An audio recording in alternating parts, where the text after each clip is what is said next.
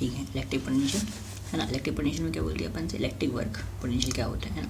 तो work done by non conservative field, work done by non conservative field is change in potential energy, work done by conservative field is equal to negative change in potential energy, है ना। तो ये क्या हो जाएगा,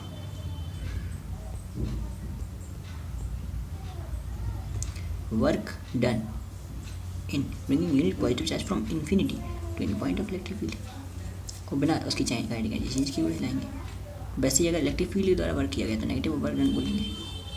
इन bringing positive charge from infinity to electric field, simple सा funda है कि work potential is equal to work per unit charge. ठीक है, रेफरेंस डिपेंड करता है और जूल पर कूलम्ब की यूनिट हो जाएगी। तो फॉर्मूला तो एक ही हो जाएगा, वर्क अपॉन चार्ज, वर्क का फॉर्मूला ही हो जाएगा क्यू डेल्टा बी, और ई डॉट डी आर तो फॉर्मूला होता ही है, integration of E dot d are खत्म। अच्छा, ये नाली कंसेप्ट पता ही है अपन को, सारी कहानी, ये फॉर्मूला पता ही है, d v by d r. और फील्ड की डायरेक्शन पोटेंशियल क्या होता है, कम होता है। ठीक है, स्केलर है, रेफरेंस का मान है अपन इन्फिनिटी 0 मान दिया। ठीक है, फिर ये सारी कहानी मेरे को पता है, इसमें कोई दिक्कत नहीं है ऐसी। Potential decrease in the direction of field, बिल्कुल सही। फील्ड के जाने में जैसे आगे आगे जाते हैं पोटेंशियल क्या होता है, डिक्रीज होता जाता है। फील्ड कोई बोल रहा सब फॉर्मूला थोड़ी है, थ्योरी पूरी लिखी है, पूरे क्वेश्चंस लिखे हैं, पूरे फॉर्मूले लिखे हैं, पूरी थ्योरी लिखी है, पूरे न्यूमेरिकल लिखे हैं, हर एक चीज़ तो लिखी है इसमें। Positive potential due to positive charge, नहीं ऐसा थोड़ी पॉजिटिव पोटेंशियल आएगा पॉजिटिव चार्ज की वजह से, पॉजिटिव चार्ज की वजह से पॉजिटिव पोटेंशियल आएगा, ऐसा कोई पॉसिबल नहीं है, ऐसा कोई ज़रूरी नहीं है। पर ये लाइन याद रखनी पड़ेगी, positive potential due to positive charge.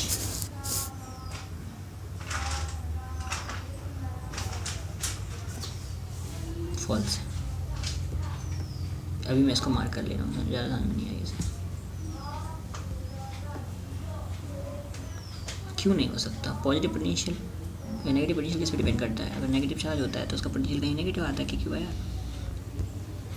कोई पॉजिटिव चार्ज होता है तो उसका पोटेंशियल पॉजिटिव आता है, क्यों आया प्लस क्यों आया।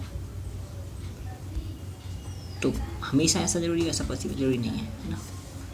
ठीक है, किसी और कारण भी नेगेटिव पोटेंशियल हो सकता है। Due to positive charge potential में भी पॉजिटिव नेगेटिव जीरो, रेफरेंस पे डिपेंड करता है। ये बात सही है एकदम, उसका आंसर नीचे तो था यार, चलो बढ़िया है। सेल्फ एक्सप्लेनेटरी बुक, ये अपन देख ही चुके, क्या है कुछ नहीं है। ये क्या करें, क्यों होता है तो पोटेंशियल कैसे जीरो होगा, तो होगा आर अपॉन एन माइनस 1। ये देख लो, x2 बराबर आर अपॉन एन माइनस 1, मतलब बाहर की तरफ अगर जीरो होता है तो एन माइनस 1, और अंदर की तरफ देखेंगे तो +1। वैसे भी +1 करेंगे तो आर से कम आंसर आएगा, -1 करेंगे तो भी आर से तो कम ही आ सकता है, कोई जरूरी नहीं है। तो ध्यान रखना पड़ेगा इसको अपन को।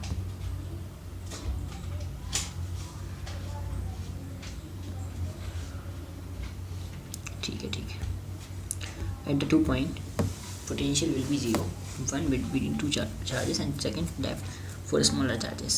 V0 करने के लिए दोनों चार्जेस अपोजिट नेचर के होने चाहिए। हाँ, अब V0 करने के लिए कुछ भी हो जाए अपोजिट नेचर ही चाहिए, सेम नेचर के V0 नहीं कर सकते पोटेंशियल कोई। ठीक है, पता है हमको। Potential due two point charge वो तो क्योंकि आर होता है, याद ही फॉर्मूला नीचे कर दिया, ग्राफ अपन को पता है, सारी कहानी बताया बोलो। रिंग की वजह से क्या होगा, देखो रिंग का सिंपल सा फंडा है यार, ये रिंग है, ये डिस्टेंस ले लेंगे, ये क्या होगा r square plus x square का, ख़त्म।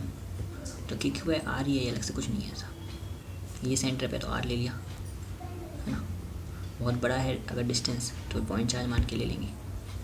ठीक, तीनों ये सब हमको याद है, याद कर रटने की कोई बात नहीं है। फिर भी अगर जल्दी रिवीजन करना होगा तो भी कर सकते हैं।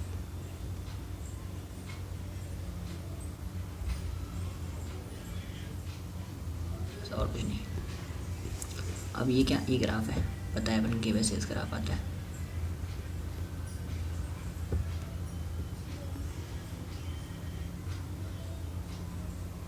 इनकी वजह से ग्राफ आता है, पता है उनको, कोई बड़ी बात नहीं है।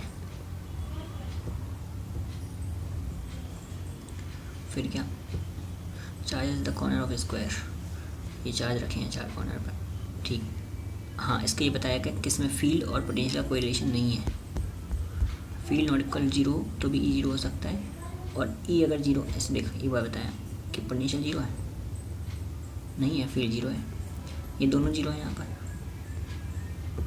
यहाँ पे जीरो नहीं है, ये जीरो है, यहाँ पर दोनों जीरो है, कोई रिलेशन नहीं है इन दोनों का डायरेक्टली, ठीक है।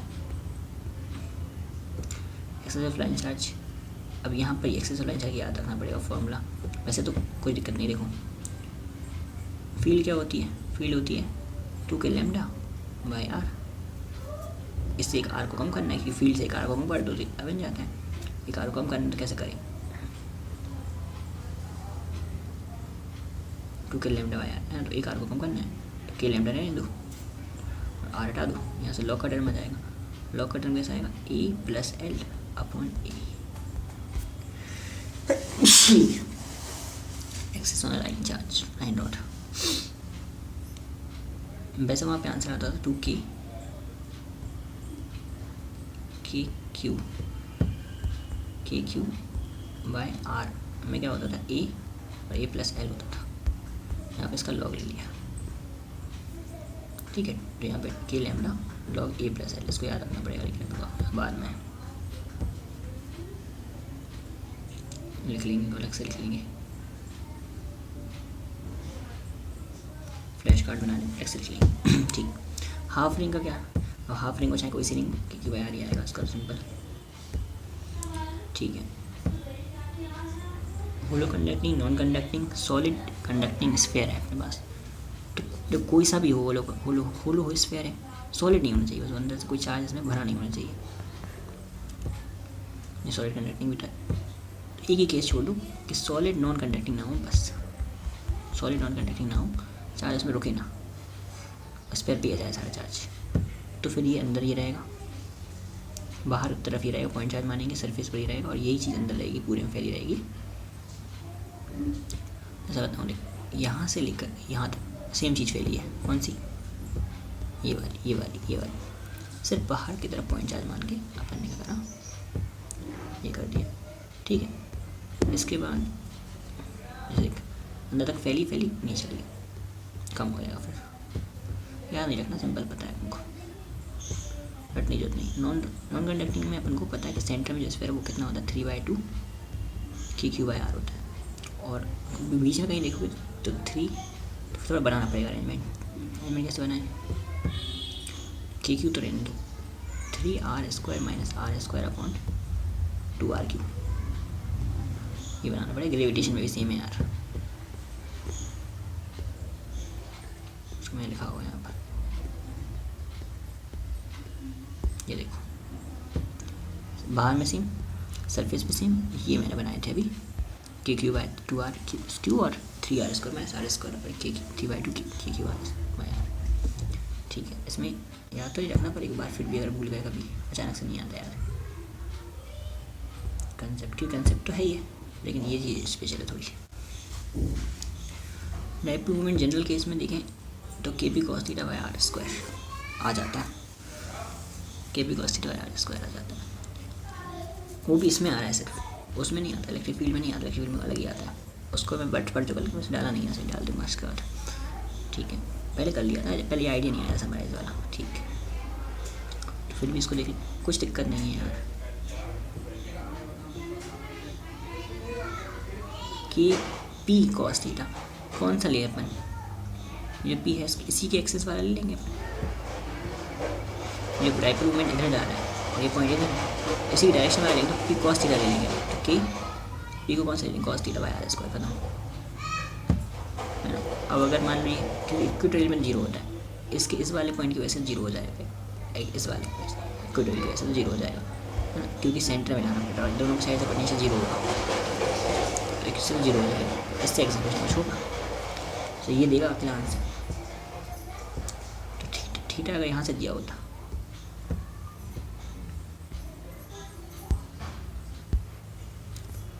इसको मैं ऐसा लिख दूँ,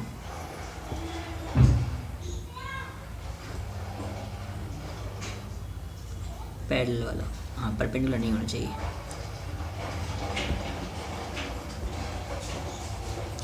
के भी है पी पैरेलल वाला अपन आर स्क्वायर, ये ज़्यादा सही है, ये सही है। एंगल तो कहीं से भी दे सकते हैं ना वो, ठीक है। फिर आ जाओ कहाँ,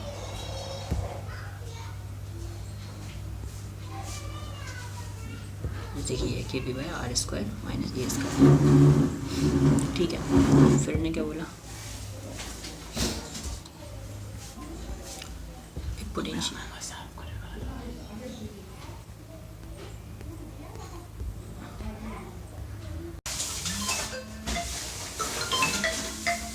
का पंचायत, तो potential zero then electric field must be zero. Potential zero होगा है कहीं, तो इलेक्ट्रिक फील्ड मस्ट भी होना चाहिए जीरो, फॉल्स, इनका कोई रिलेशन नहीं है। अरे यार वो एनसीईआरटी के है उसमें इतनी बैंक का सवाल है कि field is zero then potential must be zero. Mahesh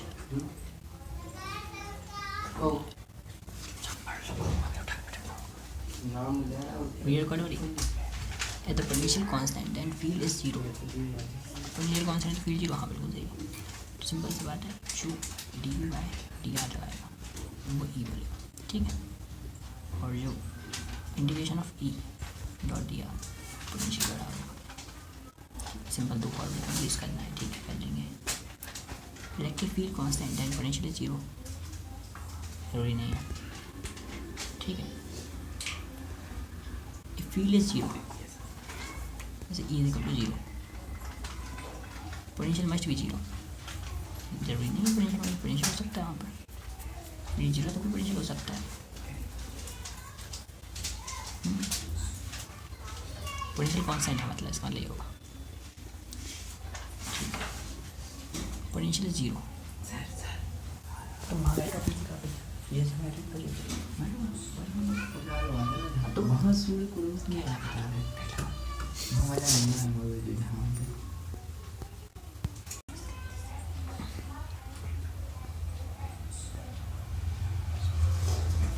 potential zero है, ऐसे भी जो है वो जीरो है, electric must field must be zero, potential zero वाला ये क्या समझिए, ये जीरो है तो ई जीरो होगा, ये जरूरी नहीं है, ऊपर लिख लिया करना है, ठीक है। Field is zero potential must be zero, field zero तो पोटेंशियल जीरो नहीं, कांस्टेंट होगा, कुछ भी हो सकता है, ठीक है। Potential constant field is zero, potential constant field zero, potential constant है तो फील्ड को जीरो होना पड़ेगा, यार तो सही है ये बस। इलेक्ट्रिक फील्ड कांस्टेंट है, potential is zero, electric field कैसी है, कांस्टेंट है तो potential is zero. Electric field अगर कांस्टेंट है, हाँ पोटेंशियल इज जीरो, जरूरी नहीं है पोटेंशियल कांस्टेंट होगा। If we move perpendicular to field potential remain constant, field से अगर परपेंडिकुलर चलेंगे जैसे ये बड़ी फील्ड, ये लाइन ऐसे चलेंगे तो यहाँ यहाँ और यहाँ पोटेंशियल कैसा रहेगा, सेम रहेगा, ये तो करेक्ट है।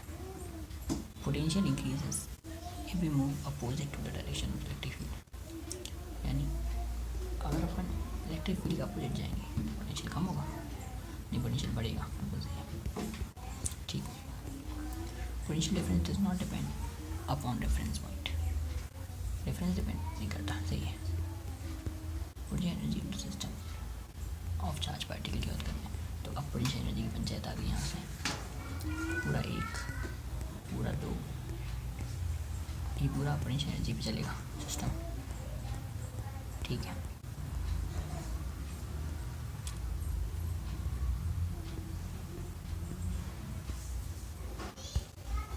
Okay, potential energy of system of charge particles U is equal to K Q1 Q2 R, simple, U is equal to QD, ये और बताइए, बता 3 चार्जेस नहीं है तो 3 चार्जेस का अपन ने निकाल लिया आंसर। के यूज़ करवाया 3 थे, इन दोनों का क्या निकलता? के यूज़ करवाया 3 सेट है, 3 बना दो, खत्म।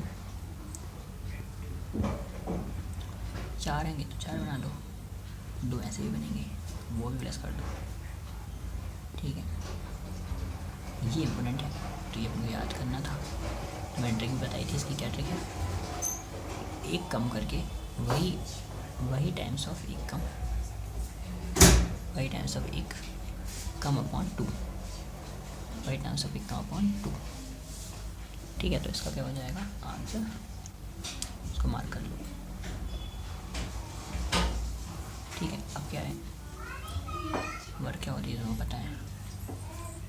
काइनेटिक एनर्जी, एक्सटर्नल फोर्स अगर है तो काइनेटिक एनर्जी और क्यू डेल्टा भी यू के बराबर होगा। जो काम खुद हो रहा था पोटेंशियल एनर्जी, जो काम खुद हो रहा है जैसा होना चाहिए वैसा हो रहा है तो पोटेंशियल एनर्जी कम होगी, ठीक। देख चुके अपन,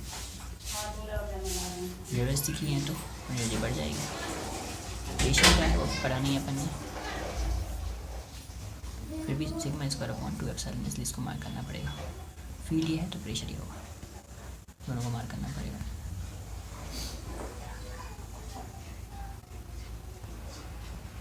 ठीक, सेल्फ एनर्जी क्या होती है अपने पढ़ ली लेक्चर में, half K square Q square by R, half K Q square by R. ऐसे हाफ एम बी स्क्वायर होती है, ऐसे हाफ एम बी स्क्वायर, इसको मास मान लिया।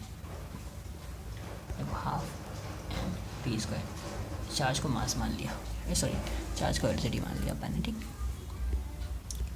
ये हो जाएगा, इसको भी याद रखना पड़ेगा, हमें से याद रहने वाली नहीं है क्योंकि बेसिक नहीं है, ड्राइव्ड है ये चीज़, ठीक। चलो, अगर सॉलिड नॉट कंडक्टिंग हुआ, जो मैंने ड्राइव किया था लेक्चर में, सॉलिड नॉट कंडक्टिंग हुआ ये बढ़ जाता है, तो आंसर हो जाएगा 0.6 और 0.5 से 0.1 को प्लस कर दिया, ठीक है। एक पोटेंशियल सरफेस क्या होता है, इसका पोटेंशियल सेम रहता है, वर्क 0 होता है। Point charge spherical, infinite charge के लिए सिलेंड्रिकल बनता है। एक पोटेंशियल सरफेस की बात चल रही है, ठीक है। इनफाइनाइट चार्ज प्लेट के लिए कैसे बनता है, प्लेट ही बनता है at large distance from the ring, large distance पे कैसे बनेगा, स्फेरिकली बनेगा। इलेक्ट्रिसिटी कंडक्टर समझते हैं, पहले समझ लीजिए अपन ने इसके बाद, ठीक है ना।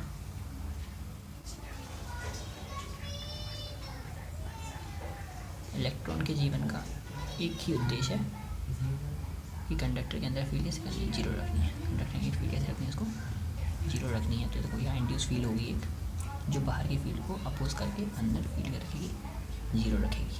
इंड्यूस बनेगी तो कुछ तो बनेगी, वो ऐसे बनेगी जैसे इसका अपोज कर सके और इसको फील्ड को अंदर फील्ड को कैसे रखे, 0 रखे, ठीक है।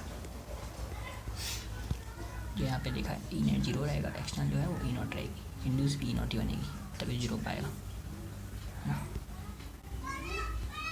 जितना एक्सटर्नल फील्ड होगा उतना ही अपोजिट में इंड्यूस होगा, सिंपल।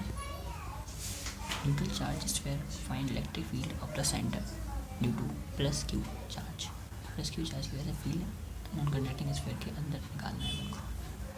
तो जितना ये बना पा रहे हो उतना ही के क्यू यूज़ करो यार, या फिर के क्यू बाई आर एस करना चाहिए मेरे हिसाब से, सेम के क्यू बाई आर एस ही बना है, के क्यू बाई आर एस ही बना, लेकिन अपोजिट है बनेगा, ठीक, सिंपल सा है। ओके, ये अपने को पता है कहाँ फील्ड ज़्यादा कहाँ फील्ड कम कैसे निकालते हैं, ठीक है, छोड़ दो उसको।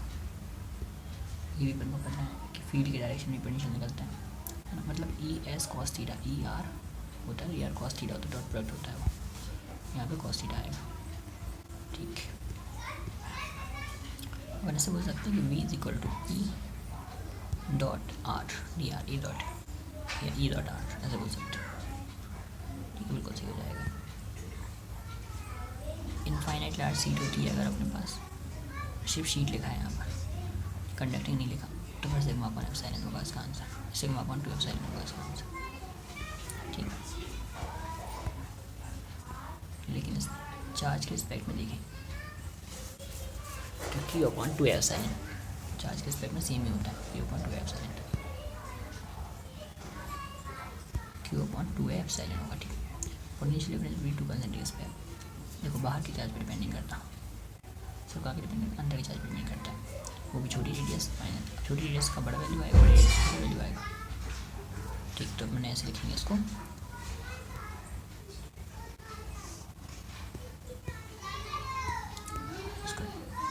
ऐसे लिखेंगे।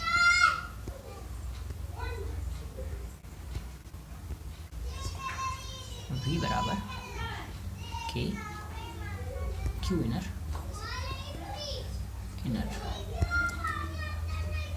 1 छोटी -1 बड़ी। सिंपल सा फंडा है, इसको लिखते हैं, यहाँ लगा देंगे, इसको लगाओ, ख़त्म करो। इसके बाद क्या होता है, differential difference does not depend on the charge on outer sphere, only on the inner sphere. देखो साफ साफ दिख रहा है, आपने पहले देख चुकी है तो, है ना। फिर क्या बोला, when the two concentric spherical charge connected with the wire, potential difference 0 हो जाना चाहिए। ठीक, all the charges of the inner sphere will flow to outer sphere, सारा चार्ज आउटर स्फीयर में चला जाएगा। वर्ष में एक्शन क्या होगा, चेंज इन पोटेंशियल और Q delta P. Electric field क्या होगी, इलेक्ट्रिक फील्ड और क्या होगा, माइनस में आ जाएगा। एक्सटर्नल फोर्स एब्सेंट है तो अपन क्या लगा सकते हैं, सेंट लगा सकते हैं, जो क्या होती है, kinetic energy is equal to potential energy, और change in kinetic energy change in potential के बराबर होता है। ठीक है, electric field inside the conductor 0 है, कंडक्टर के अंदर 0 नहीं होता फील्ड, कंडक्टिंग मटेरियल के अंदर 0 होता है। Electric field inside the insulated conducting material, conductor where matter is present is always 0, conductor के अंदर नहीं, जब मैटर प्रेजेंट है उसके अंदर 0 होता है, तो मैटर वर्ड इम्पोर्टेंट है। ठीक है, फिर इसके बाद अपन ने क्या करा, ये हो गया। इसके बाद बता थिक कंडक्टर पर चलेंगे। थिक कंडक्टर मान लो मोटा कंडक्टर है, ठीक, तो ई ए पर 0 नहीं होगी, बी पर 0 होगी, सी पर 0 नहीं होगी, मतलब यहाँ पर मैटर है, यहाँ मैटर नहीं है, तो मैटर नहीं वहाँ पे 0 नहीं होती, है ना। अच्छी पॉइंट है, थोड़ा मार्क करके रखेंगे।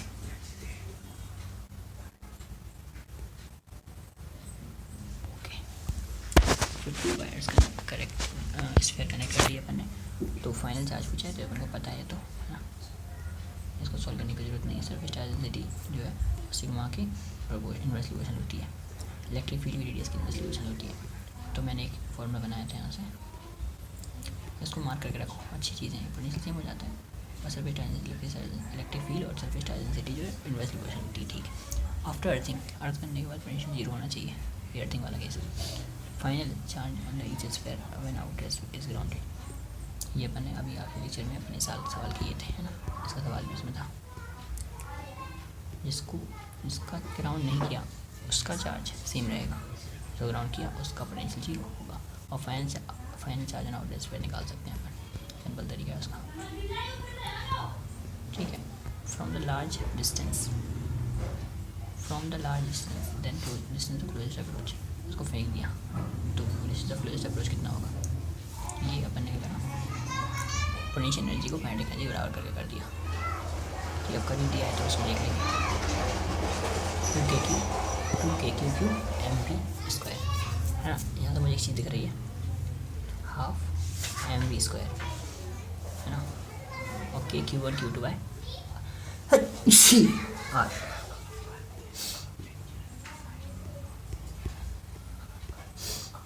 What is the amount of work is done in moving a charge of 4 column from a point 220 volt to a point 230 volt, difference कितना है, 10 वोल्ट का। ठीक है, वर्क कितना करना पड़ेगा, 4 कॉलम चार्ज, तो 40 वोल्ट करना, 40 जूल करना पड़ेगा, सिंपल, ये आ गया 40 जूल। 3 पॉइंट चार्जेस हैं, please straight line, equal distance, electric potential energy of this system charge will be plus Q is in the middle. अच्छा, electric potential energy of this system of the charges will be plus Q charge if plus Q charge is in the middle. अच्छा, plus Q charge को बीच में रखा है, electric potential energy पूछी, हाँ तो निकाल देंगे दो सिस्टम की मानकर, क्या दिक्कत है, साइन के साथ प्लस कर देंगे ये तो आंसर आ जाएगा सिंपल सा, कोई बड़ी बात नहीं है। ठीक है, क्या बोला, if an uniform electric field I shown the figure, uniform electric field लगाई है तो that V A minus V B निकालना था, V A minus V B, V A minus V B. Okay, ये डिस्टेंस कितना होगा, ये 2 है, ये डिस्टेंस कितना होगा पता नहीं। यूनिफॉर्म इलेक्ट्रिक फील्ड है 10 कूलम की, इक्विलेटरल ट्रायंगल है, 60 डिग्री एंगल होगा, है ना, सही बात है। तो ये हो जाएगा 10 और ये वाला डिस्टेंस लेना है अकेला, ठीक है। तो ये वाला डिस्टेंस लेंगे अगर अपन तो 2 cos 60 हाफ होता है sin 30 cos 60 हाफ, 10 आंसर आएगा,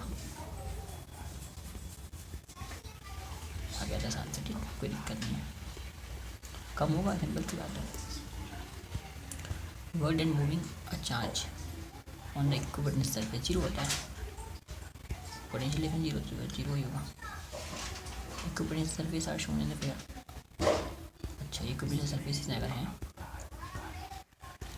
देखो तो यहाँ पर परपेंडिकुलर चलने में तो वर्ग जीरो होता है, पर यहाँ पर पूछा है कि equivalent surface on the figure electric field strength will be, electric field strength क्या होगी, इलेक्ट्रिक फील्ड स्ट्रेंथ क्या होगी, ई dot are cos theta, E R cos theta होगी, ठीक।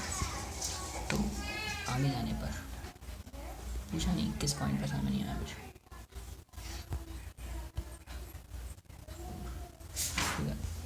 200 हो रही है इलेक्ट्रिक फील्ड स्ट्रेंथ, लेकिन कहाँ पर,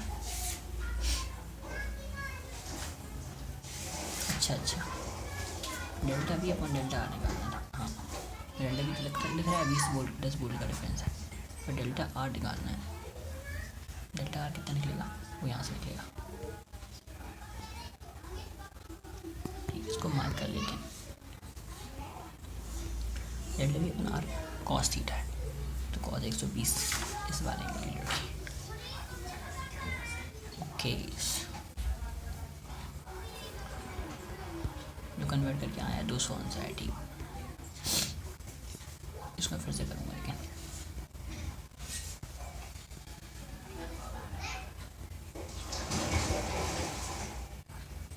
ठीक है। फिर क्या बोला इन्हें, if the potential at centre of non conducting sphere zero, potential the surface, अगर सेंटर पे जीरो है तो सरफेस पे कितना होगा, तो सिंपल सी बात है, पोटेंशियल डिफरेंस सेम ही रहेगा, पहले कितना था उसका अपोजिट कर देंगे, तो -2 k/q आया था। देखो सुनो, ये पूछ रहे हैं कि सॉलिड अपने पास ये है ना, सॉलिड नॉन कंडक्टिंग स्फीयर है, उसके सेंटर पे जीरो मान लिया आपके बात है ना, तो सरफेस पे कितना होगा, सरफेस पे होता कितना था, सरफेस पे जितना भी होता था यहाँ से कितना होता है, यहाँ पे कितना होता था 3/2 k/r ये होता था, इसको कम करके जीरो कर दिया, यहाँ पे जितना होता है उससे भी कम कर देंगे, सिंपल, तो कम कर दिया तो k/r माइनस, और यहाँ से माइनस कर दिया 3/2 k/r, प्लस माइनस माइनस होगा, माइनस प्लस होगा, तो 3/2 में 1 प्लस करेंगे तो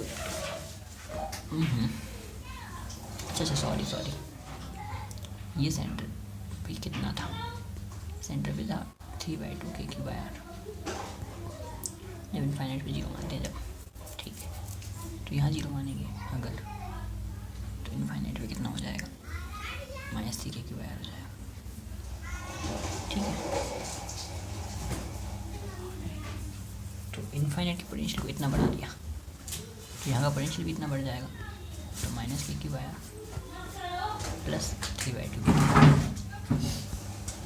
ठीक है, आंसर आ जाएगा, खत्म, सिंपल लॉजिक भी लगा सकते थे, इसको बड़ी याद नहीं है, चलो ये फिर रिवीजन में करना ही है सर।